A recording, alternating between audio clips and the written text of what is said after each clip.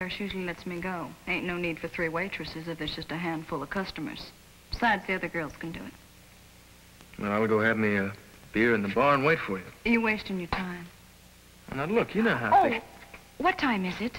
Rachel! I've got an appointment at the photographer's at 9. Now, I told you that before we began. Well, you also told me you'd be happy to help out on Teek's test. And I am. And I'm glad to do the favor. But I can't just give up a gallery sitting. I'm terribly sorry, Rachel. I had no idea it was so late. Just let me know a little in advance when you shoot the test, okay? And I'll make sure I'm free, I promise. Okay, Rachel. Thanks. You're gonna be good. Thanks, Rachel. Lots of luck, Teek. Bye-bye. It didn't do so good, huh? Rachel was rushing it. You think so? I know. Well, I don't know. What else is it, Teek? When we worked on it down at the beach, you were doing beautifully. That's because I was working with you. You mean you were more comfortable with me? Maybe that's it. That is how you become a classroom actor. I know, I was one. Teek, there's such a thing as being too comfortable. You know, when you start working professionally, you're going to be playing with actors that you don't know, and whose acting techniques are going to be entirely different from anything you've been taught. And it's going to be your job as an actor to make the whole thing work. You know something? Sometimes you get awful teachy. Teek. I know. Not here.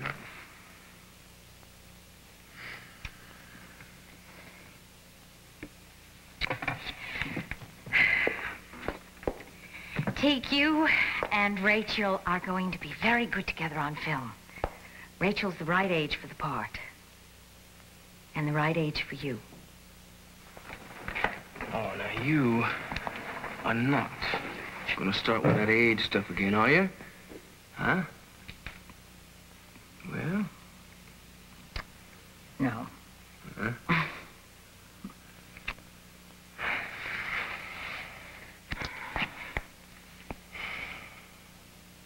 If you want to know, there's only one way I'm going to make this thing go. I mean, I know me, and I know what works for me. What way's that? You were going to have to do the test with me.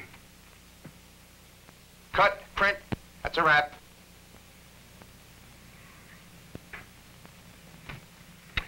It's very good. Yes?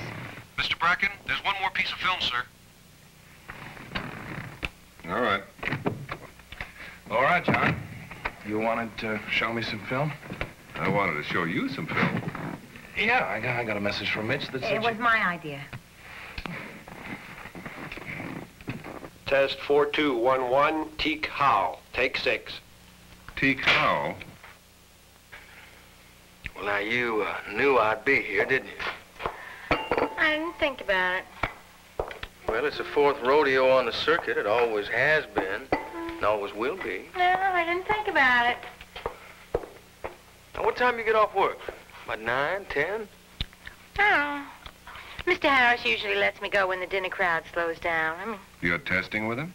yeah, ain't no use to having 3 waitresses with just a handful of customers, so the other girls can do it. Well, I'll go have me a beer in the bar and wait for you. Oh, you're wasting your time.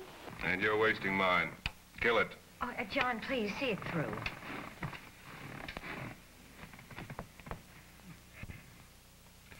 If you had second thoughts about Richard Burnside playing the role, come to me and tell me about them. A sneak test. What is this, a high school film society? This is a major motion picture studio. Kevin had absolutely nothing to do with it. I arranged the test. What does the cost break down? I hitchhiked on to one of our TV companies. The crew was all there. It can't be exorbitant. He was wardrobed and the set was dressed. Kevin, give me a minute with Laura, will you please? John, did you really take a look at Teek Howe? He obviously doesn't have the experience that Richard Burnside has, but I don't know, maybe we should run that test again and consider him. He has the right personal quality. Kevin.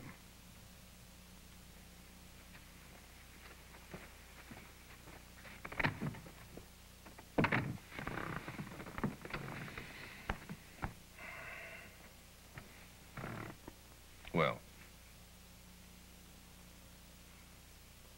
I gambled. With studio time and money.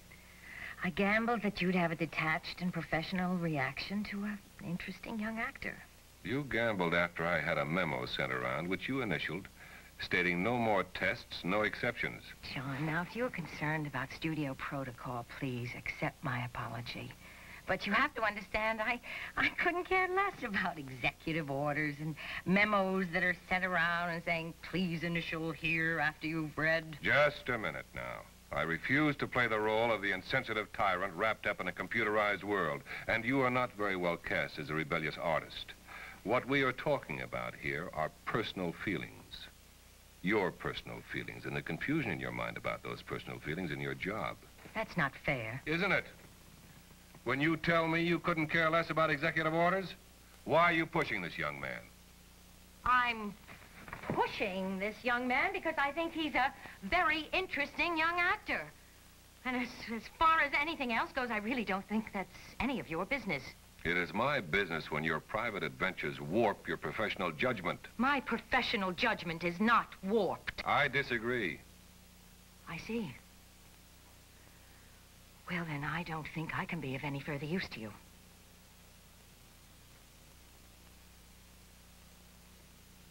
I agree.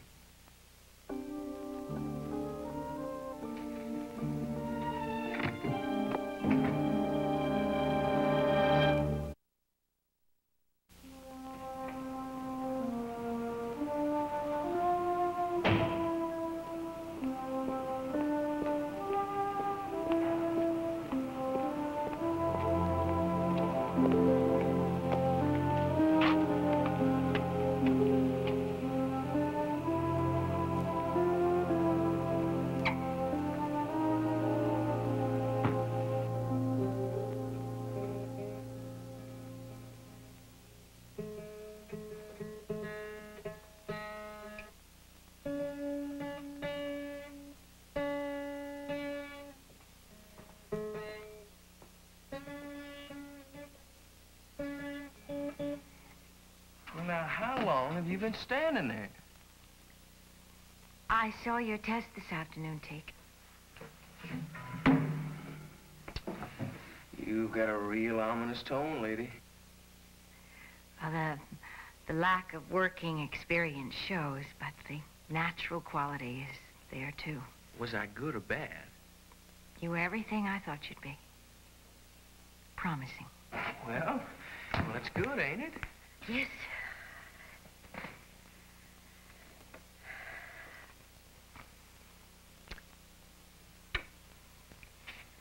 Teak,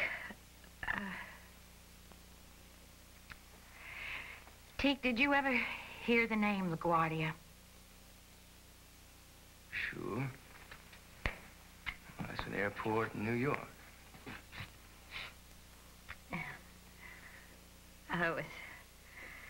It was named after a man who used to be mayor. Anyway, he said he didn't make many mistakes, but when he did make one, it was a beaut. Well, that's what I've done, Teak. I've made a beaut. A beaut, huh? It's over, Teak.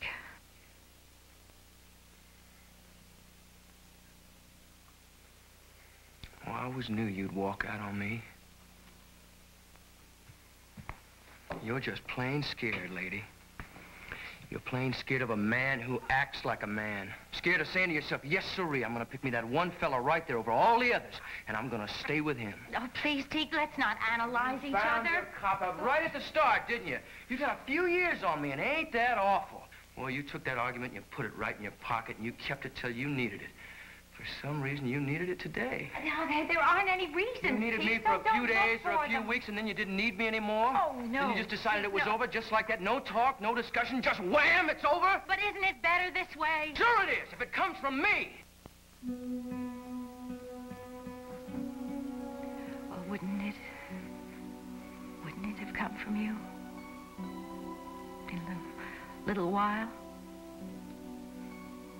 Maybe. Teak, I couldn't have blamed you. After all, I knew you for what you were from the first time we met. Sitting right over there. All that country boy innocence.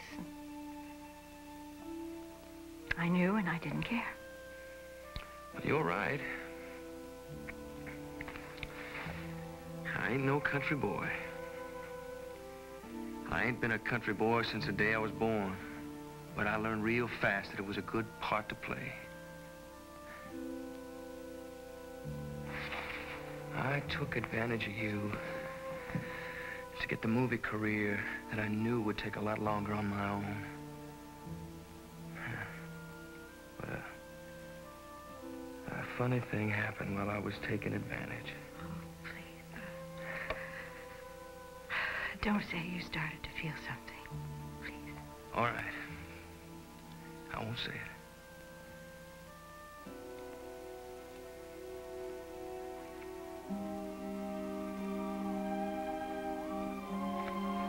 Goodbye, Teak.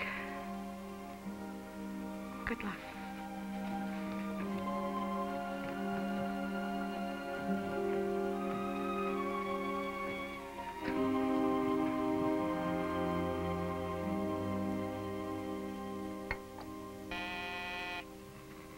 Yes? Laura Dean to see you, sir.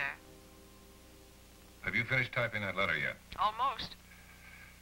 When you're through, bring it in. Right. And send Laura in. Yes, sir. Hello, John. Laura?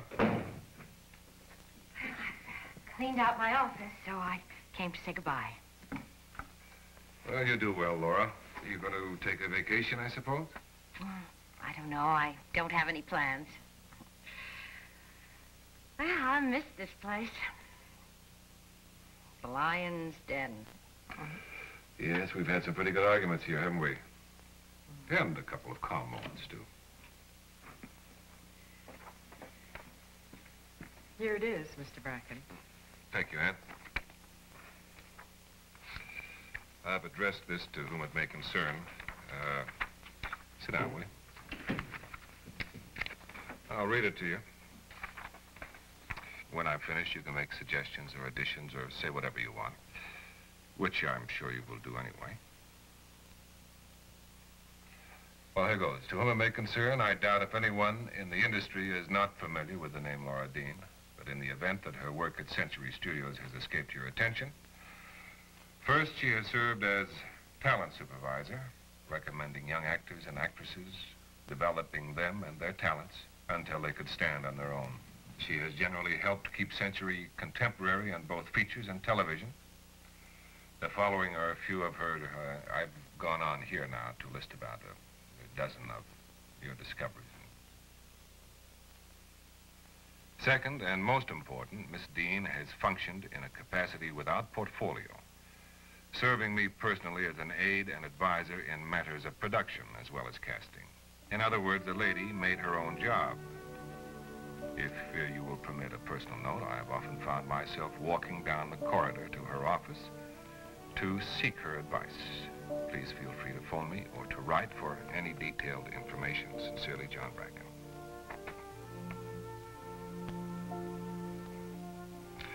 What? It's more than I deserve.